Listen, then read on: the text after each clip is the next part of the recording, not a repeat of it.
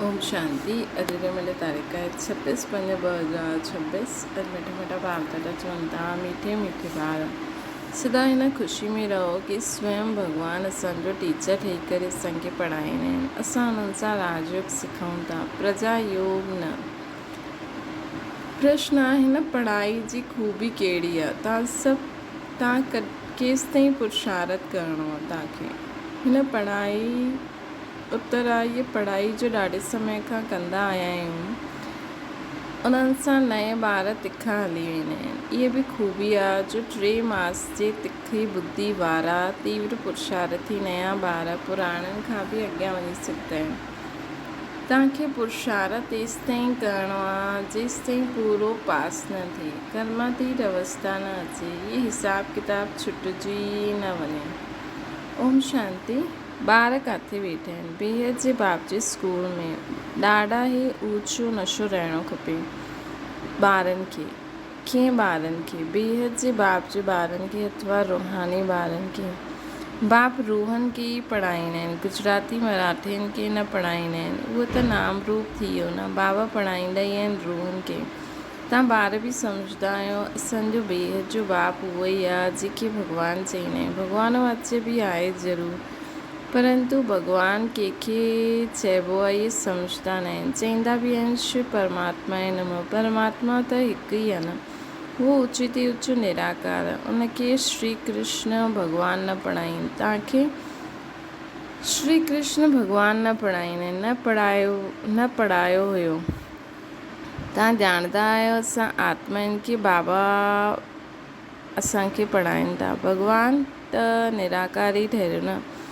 शिव जे मंदर में वेंदा आहिनि, हिननि जी पूजा बि कंदा आहिनि, त ज़रूरु कोई चीज़ आहे। नाम रूप खां न्यारी कोई चीज़ थोरी हूंदी आहे, इहे बि तव्हां सम्झंदा आहियो। सॼी दुनिया में कोई बि न ॼाणंदो आहे, तव्हां ई हाणे ॼाणण लॻिया आहियो। ॾाढे समय खां ॼाणंदा आया आहियो। ईअं बि न ॾाढे समय खां अचण वारनि खां नया तिखा न वञी सघंदा आहिनि। इहा बि ख़ूबी आहे। 3 मास जे नए ॿार बि ॾाढा तिखा वञी सघंदा आहिनि। चईंदा आहिनि बाबा असां आत्माउनि जी बुद्धि ॾाढी तिखी आहे। नया जॾहिं ॿुधंदा आहिनि त वॾा गदगद थींदा आहिनि त सभु गॉडली आहिनि, त सभु गॉडली स्टूडेंट। निराकार भाव ज्ञान जो सागर असांखे पढ़ाइनि था। भॻवानु वाच्य बि ॻायल आहे, परंतु कॾहिं उहा भुलिजी विया आहिनि। हाणे तव्हां ॿार ॼाणंदा आहियो ईअं बि कोई हूंदा आहिनि जंहिंजो बाप टीचर बि हूंदो आहे, परंतु उहा सिर्फ़ु हिकु ई सब्जेक्ट पढ़ाईंदा आहिनि, ॿी सब्जेक्ट जे लाइ ॿियो टीचर पढ़ाईंदा आहिनि। हिते त बाप सभु ॿारनि जो टीचर आहे। इहे वंडरफुल ॻाल्हि आहे। ढेर ॿार आहिनि जेके निश्चय हूंदो आहे शिव बाबा असांखे पढ़ाईंदा आहिनि। श्री कृष्ण खे बाबा न चई सघंदा आहिनि। श्री कृष्ण खे ईअं टीचर गुरू बि न सम्झंदा आहिनि। इहे त प्रैक्टिकल पढ़ाइनि था। तव्हां भिन्न भिन्न प्रकार जा स्टूडेंट वेठा आहियो। बाबा टीचर पढ़ाईंदा आहिनि जेसि ताईं तव्हां पास थी वञो, कर्मातीत अवस्था खे पाए वठो, तेसि ताईं पुरुषार्थ करिणो आहे। कर्मनि जे हिसाब किताब सां छुटणो आहे। तव्हांखे अंदरि में ॾाढी ख़ुशी हुजणी खपे। बाबा असांखे अहिड़ी दुनिया में वठी वेंदा आहिनि जिते अहिड़ा स्कूल हूंदा न जो ॿार वेठा आहिनि ऐं सम्झनि की परमात्मा निवासी बाबा असांखे पढ़ाइनि था। हाणे तव्हां हिते वेठा आहियो त सम्झंदा असांजो बेहद जो बाप असांखे पढ़ाइण लाइ ईंदा आहिनि, त अंदरि में ख़ुशी हुजणी खपे। बाबा असांखे राजयोग सेखारींदा आहिनि।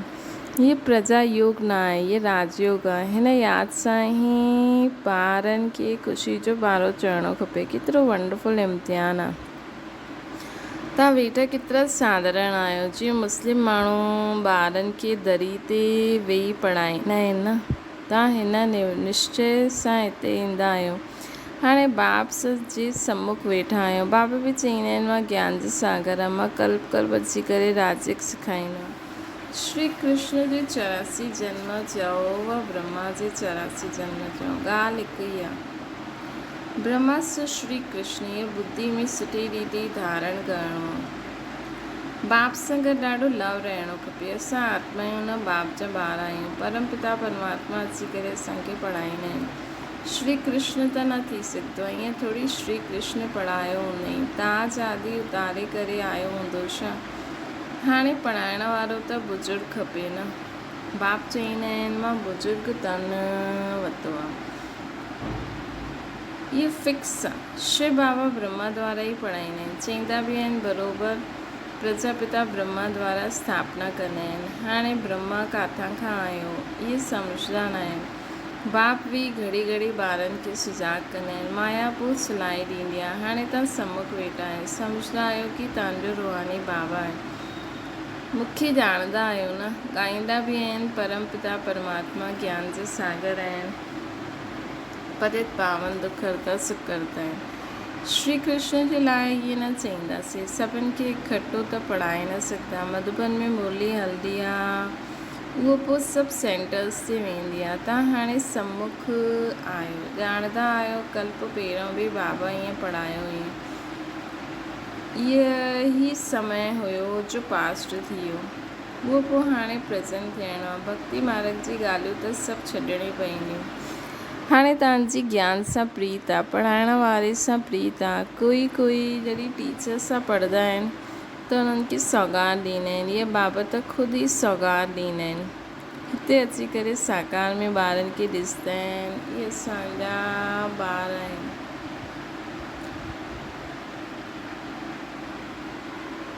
इहे बि ॿारनि खे ज्ञान आहे। सभु 84 जन्म न वठंदा आहिनि। कोई जो हिकु जन्म त बि उन में सुख दुख पास कंदा।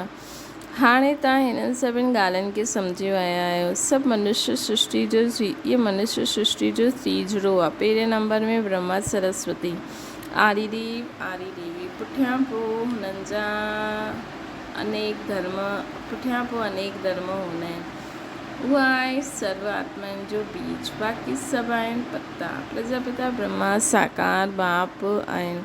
हिन समय प्रजापिता ब्रह्मा हाज़िर आहिनि।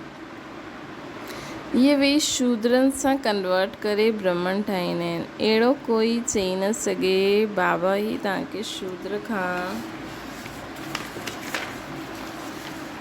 ब्राह्मण ठाहींदा आहिनि, पोइ देवता ठाहिण लाइ पढ़ाईंदा आहिनि, है न। पहिरियों पवित्रता जी प्रतिज्ञा कराए पोइ देवता ठाहिण लाइ पढ़ाईंदा आहिनि। इहे सहज राजयोग जी पढ़ाई आहे। राजा जनक बि सेकेंड में जीवन मुक्ति खे पाई अर्थात स्वर्गवासी ठहियो। मनुष्य ॻाईंदा त रहंदा आहिनि परंतु को बि सम्झी न सघंदा आहिनि। हाणे बाप चईंदा आहिनि ॿार देही अभिमानी ठहो। तव्हां अशरीरी आया आहियो, पोइ शरीर वठी करे पाठ वॼायो। बराबरि 84 जन्म वरिता हुया। बाबा जो ट्रुथ आहिनि उहो सत्य ई ॿुधाईंदा। राजधानी थी आहे न। राजयोग हिकु थोरी सिखंदो। तव्हां सभु हाणे काटन सां फूल था ठाहो। कांटो ऐं फूल कंहिंखे चईंदा आहिनि इहे बि हाणे तव्हां सम्झो था। इहे छी काटन जी दुनिया आहे। असां 84 जन्मनि जो चकर लॻाए नरकवासी थिया आहियूं। वरी खां वर्ल्ड जी हिस्ट्री जोग्राफी रिपीट कंदा आहियूं।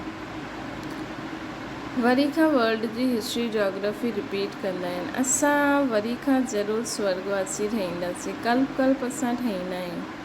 घड़ी इहे यादि करिणो आहे ऐं नॉलेज सम्झाइणी आहे।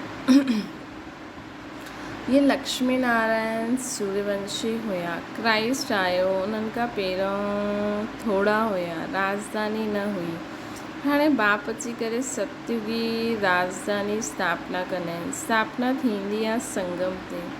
हाणे तव्हांजी बुद्धि में आहे कि इहा आहे सच कुंभ जो मेलो। आत्मायूं अनेक आहिनि, परमात्मा हिकु आहे। परमात्मा बाप ॿारनि वटि ईंदा आहिनि पावन ठाहिण। इनखे ई संगम युग जो कुंभ जो मेलो चइबो आहे।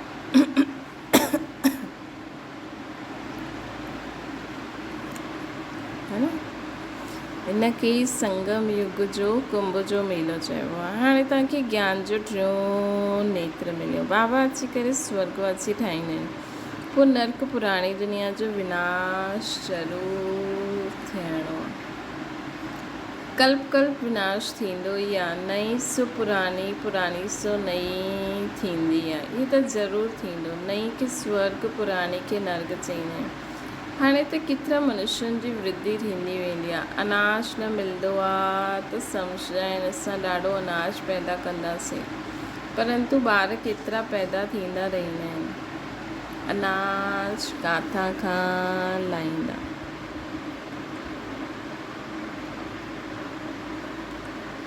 हाणे त ॿारनि खे इहा ख़ातिरी आहे कि इहा सॼी पुराणी दुनिया ख़त्म थियणी आहे।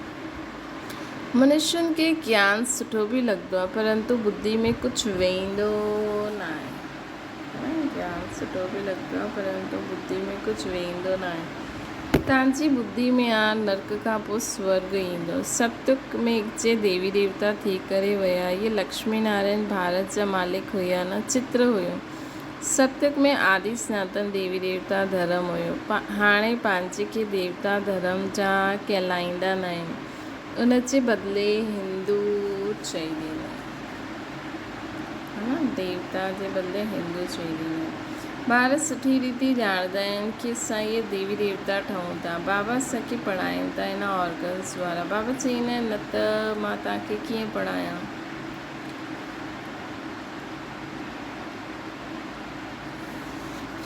आत्माउनि खे ई पढ़ाईंदो आहे। श्री आत्मा में ई खाद पईंदी आहे न। हाणे तव्हांखे सचो सचो सोनो ठहिणो आहे। गोल्डन एज सां मिली करे गोल्डन एज सां सिल्वर एज में आया, अर्थात चांदी जी खाद पाइण सां त चंद्रवंशी थी वेंदा। सतयुग में गोल्डन एज में हुयासीं, पोइ हेठि उतरदे पोइ वृद्धि खे पाईंदा आहिनि। हाणे तव्हांजी बुद्धि में आहे असां golden silver copper iron age में 84 जो चकर लॻाए करे आया आहियूं।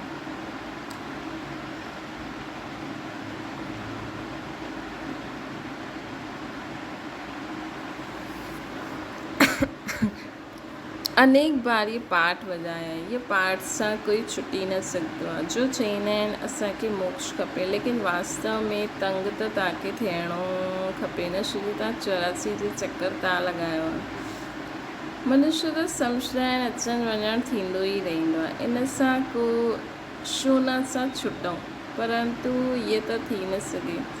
गुरु माण्हू बि चई ॾींदा आहिनि तव्हां मोक्ष खे पाईंदव।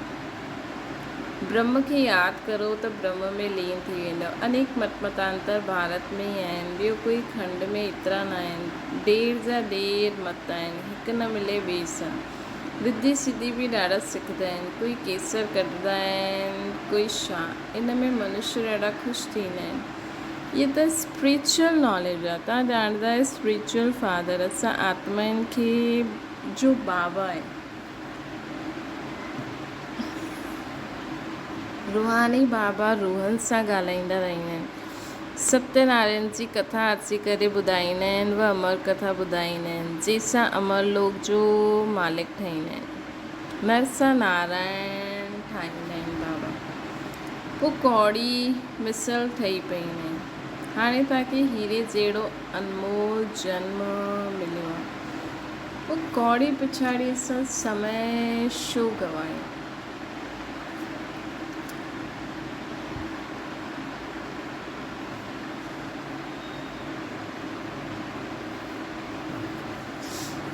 पोइ कौड़ी पिछाड़ी समय छो गवाई। ये दुनिया ही बाक़ी केतिरा वर्ष आहे, केतिरा लड़ाई झगड़ा थींदा रहंदा आहिनि, सभु ख़तमु थी वेंदो।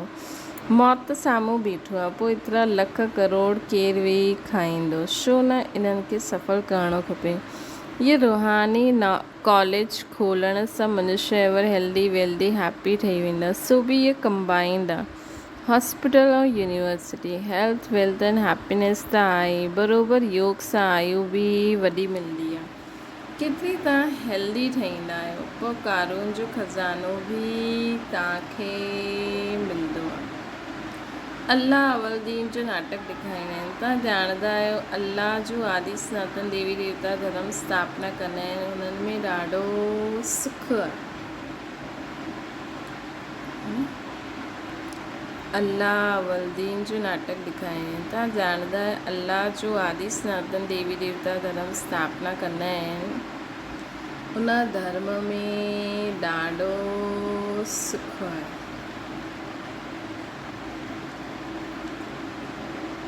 नाम आहे स्वर्ग।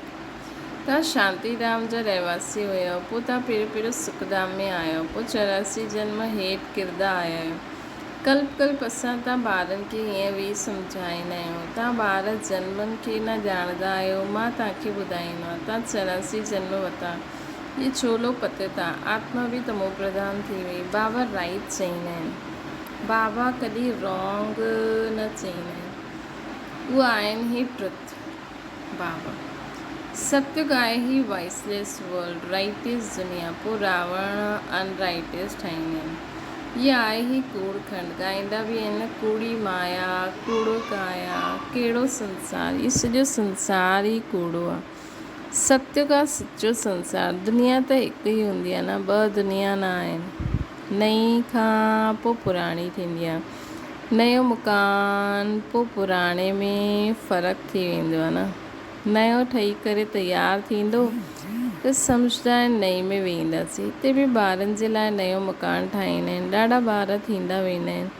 तव्हां ॿारनि खे ॾाढी ख़ुशी ॾियणी खपे। बाप चईंदा आहिनि मूंखे ज्ञान सागर जे ॿार सभु, मुंहिंजो ज्ञान सागर जा ॿार सभु कामचिता ते वेही वीचारा हिकदमि जली विया आहिनि। हाणे पोइ उन्हनि खे ज्ञान चिता ते विहारियो। ज्ञान चिता ते वेही स्वर्ग जो मालिक ठाही वेंदा। काम चिता ते वेहण सां बिल्कुलु कारा थी आहिनि। कृष्ण खे श्याम सुंदर नाम ॾिनो अथनि, परंतु अर्थ कोई सम्झी न सघंदा आहिनि। हाणे तव्हां छा खां छा ठाहींदा आहियो। बाबा सखी कौड़ी खां हीरे जहिड़ो ठाहींदा आहिनि, त एतिरो अटेंशन ॾियणो खपे। बाबा खे यादि करणो खपे। यादि सां तव्हां स्वर्ग जा मालिक ठही वेंदा। अच्छा मीठी मीठी सिकिल जे ॿारनि प्रति माता पिता बाप दादा जो यादि प्यार ऐं गुड मॉर्निंग। रूहानी बाप जी असां सभिनि रूहानी ॿारनि खे नमस्ते। असांजी बि रूहानी माता पिता बाप दादा खे यादि प्यार गुड मॉर्निंग ऐं नमस्ते। धारणा जे लाइ मुख्य सार कैचिंग पावर द्वारा पंहिंजी असली धारणा जे लाइ मुख्य सार आहे, हिन हीरे तुल्य अनमोल जीवन खे कौड़ियुनि जी पिछाड़ी न गवाइणो आहे। मौत साम्हूं खड़ो आहे, इन करे पंहिंजो सभु कुझु रूहानी सेवा में सफ़ल करिणो आहे। पढ़ाई ऐं पढ़ाइण वारे सां सची प्रीत रखणी। पढ़ाई ऐं पढ़ाइण वारे सां भॻवान असांखे पढ़ाईंदा आहिनि, पढ़ाइण ईंदा आहिनि, असांजी पालना कंदा आहिनि, असां सां खेॾंदा आहिनि, असांखे एॾी सुठी सुठी ॻाल्हियूं ॿुधाईंदा आहिनि। हिन ख़ुशी में रहणो आहे। कैचिंग वरदान आहे, कैचिंग पावर द्वारा पंहिंजे असली संस्कारनि खे कैच करे उन्हनि खे स्वरूप ठाहिण वारा शक्तिशाली ठहो। पुरुषार्थ जो मुख्य आधार आहे कैचिंग पावर। जीअं साइंसदान ॾाढा पहिरों जे साउंड खे कैच कंदा आहिनि, ईअं तव्हां साइलेंस जी शक्ति सां पंहिंजे अनादि दैवी संस्कारनि खे कैच करो। इन लाइ सॼी स्मृति रहे कि मां इहे ई हुयमि, पोइ वरी ठहां थो। जेतिरो संस्कारनि खे कैच कंदव ओतिरो स्वरूप ठहींदव। 5000 वर्ष जी ॻाल्हि एतिरी स्पष्ट अनुभव कंदव, अनुभव में ईंदी जी कल्ह जी ॻाल्हि आहे। पंहिंजी स्मृति खे एतिरो श्रेष्ठ ऐं स्पष्ट ठाहियो तॾहिं शक्तिशाली ठहींदव। स्लोगन आहे ब्रह्मण जीवन जो श्वास आहे ख़ुशी। शरीर हली वञे लेकिन ख़ुशी न वञे। अव्यक्त इशारो हिकु दक सां सौदो करण वारा, हिक जा थियण वारा, हिक जे हुजण जे कारण सदा हिकु रस रहंदा आहिनि। बाक़ी जो थोरो थोरो करे सौदा कंदा आहिनि न, हिक जे बजाए ॿ नाव में पैर रखंदा आहिनि, सदा कोई न कोई उलझन जी हलचल में आहिनि, हिकु रस न ठहींदा आहिनि। इन करे सौदो करिणो आहे सेकेंड में करो। महात्मा बाबा जी दिल जे टुकड़ा टुकड़ा न करो, सेकेंड में सौदो करो। महात्मा बाबा बस। अच्छा ओम शांति। बाबा खे यादि करो।